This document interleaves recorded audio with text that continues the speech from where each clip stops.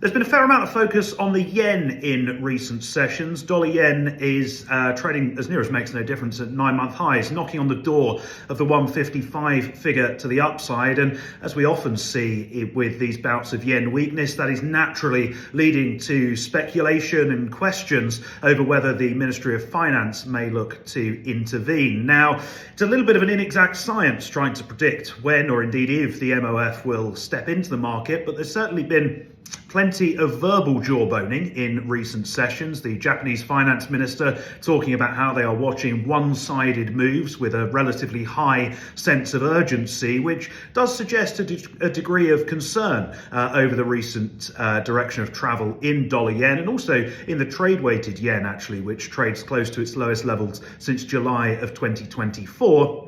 Which, of course, was when the Ministry of Finance last stepped into the market. Now, one thing we do know is that the MOF are primarily concerned with a couple of things. One is the speed of any move, as opposed to the absolute spot level at which the yen is trading. Now, in terms of the speed, we have come 5 or 6% in the last 30 days, which is a bigger 30-day move than we saw before 3 of the last 4 rounds of intervention. But the second thing the MOF tend to focus on is whether moves are purely speculative and whether they're out of line with the fundamental drivers of the currency. And I think that's a really hard argument to make at the moment. What the MOF seem to be trying to do is a strategy of having their cake and eating it. On the one hand, wanting the BOJ to hold off from any further monetary tightening or at least raise rates at a much slower pace. And on the other hand, trying to ensure that the yen doesn't weaken too much further and remains relatively stable. Well, frankly, that is not a mix that's going to be sustainable in the longer run, particularly when we're looking at a more hawkish outlook from the Fed as division emerges on the FOMC.